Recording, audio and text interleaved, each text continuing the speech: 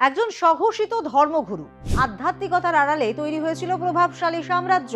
রাজনীতির সঙ্গে যোগ ভক্তদের অগাধ বিশ্বাস, আর সেই মানুষকেই ঘিরে একের পর এক বিস্ফোরক অভিযোগ, কালো জাদু।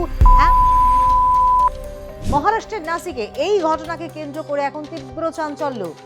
এই ধর্মগুরু অশোক খারাত কিভাবে এতদিন ধরে চলছিল এই অভিযোগের ছায়া, আর তদন্তে একের পর এক উঠে আসছে কোন তথ্য? অভিযুক্ত অশোক খারাত, যিনি নিজেকে ধর্মগুরু এবং জ্যোতিষী হিসেবে প্রতিষ্ঠা করেছিলেন, নাসিক জেলার সিন্নার এলাকার একটি মন্দিরের ট্রাস্ট পরিচালনা করতেন। তিনি বহু রাজনৈতিক ব্যক্তিত্ব তার সঙ্গে যোগাযোগ রাখতেন বলে তদন্তে উঠে এসেছে, কিন্তু এই প্রভাবশালী পরিচয়ের আড়ালেই লুকিয়েছিল ভয়ঙ্কর অভিযোগের পাহাড়।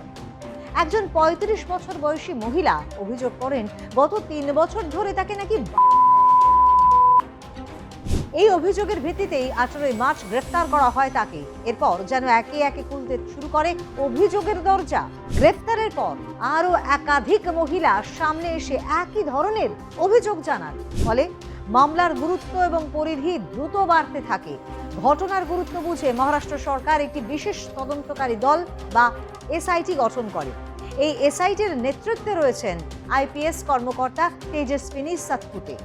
তদন্ত শুরু হতেই সামনে আসে আরো চাঞ্চল্যকর তথ্য। গত ৫ দিনে এসআইটির কাছে ৫০টিরও বেশি ফোন কল এসেছে, যেখানে অভিযুক্তের বিরুদ্ধে বিভিন্ন অভিযোগ বা তথ্য সামনে এসেছে।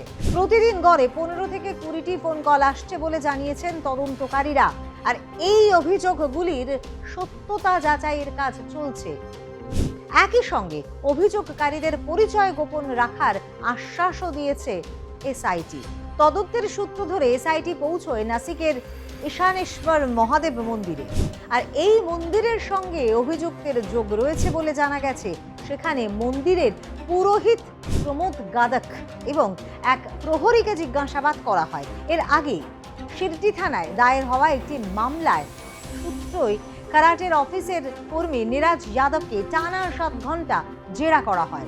এসআইটি ইতিমধ্যেই খারাতের একাধিক জায়গায় তল্লাশি চালিয়েছে।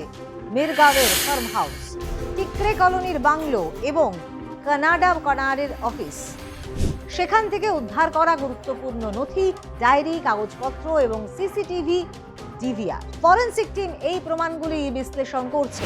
তদন্তে উঠে এসেছে আরও একটি গুরুতর অভিযোগ।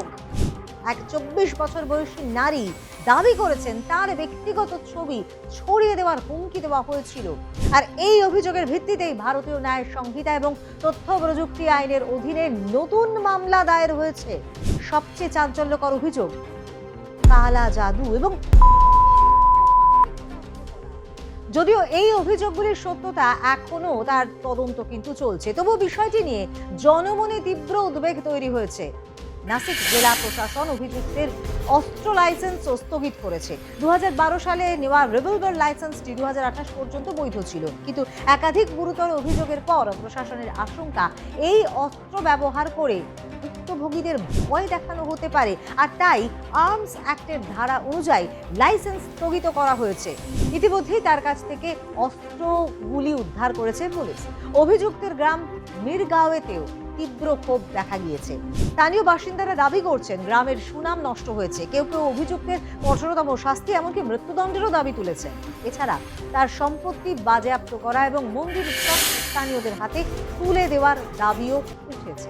মহারাষ্ট্রের নাসিকের এই বহুল আলোচিত মামলায় বিতর্ক আরও ঘনীভূত হয়েছে যখন অভিযুক্ত অশোক খারাতের সঙ্গে রাজ্যের মহিলা কমিশনের চেয়ারপারসন রূপালী চাকাঙ্কারের সম্পর্কের প্রসঙ্গ সামনে আসে। বিভিন্ন ছবি এবং ভিডিওতে তাদের একসঙ্গে দেখা যাওয়ার রাজনৈতিক চাপ কিন্তু বাড়তে শুরু করলে রূপালী পদত্যাগ করতে বাধ্য হন।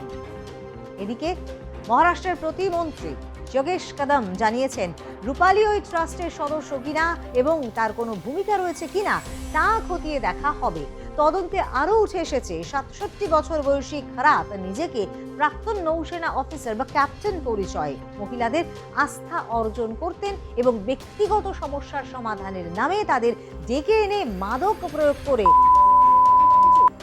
রয়েছে। পুলিশের দাবি, গোটা ঘটনায় সিসিটিভিতে রেকর্ড করা হতো এবং তল্লাশিতে উদ্ধার হওয়া একটি পেন ড্রাইভেও 50-এরও বেশি মহিলার সঙ্গে অভিযুক্তের আপত্তিকর ভিডিও মিলেছে। ইতিমধ্যেই তদন্তকারীরা তার নাসিকের ফার্ম হাউসে ফাঁদ পেতে অভিযুক্তকে ধরার চেষ্টা করেন। রাতের অন্ধকারে চোর চোর চিৎকার আসলে ছিল পুলিশের পরিকল্পিত অভিযান, যার মাধ্যমে অভিযুক্তকে চাপে ফেলে আরও তথ্য আদায়ের চেষ্টা চলছে। এ ঘটনার পর এখন একাধিক প্রশ্ন সামনে আসছে। কিভাবে এতদিন ধরে এই ধরনের অভিযোগ চাপা ছিল? কিভাবে একজন ব্যক্তি ধর্মগুরু পরিচয়ে এত প্রভাবশালী হয়ে উঠলেন? তার সঙ্গে রাজনৈতিক যোগাযোগ কতটা গভীর? সব মিলিয়ে অশোক কারাতকে ঘিরে এই মামলা এখন শুধুমাত্র একটি অপরাধ তদন্ত নয়, এটি সমাজ, বিশ্বাস এবং ক্ষমতার অপব্যবহারের একটি বড় উদাহরণ। তদন্ত যত এগোচ্ছে ততই সামনে আসছে নতুন নতুন তথ্য। এখন দেখার এই মামলায় শেষ পর্যন্ত কি কি সত্য সামনে আসে এবং আইনের চোখে কি বিচার হয়।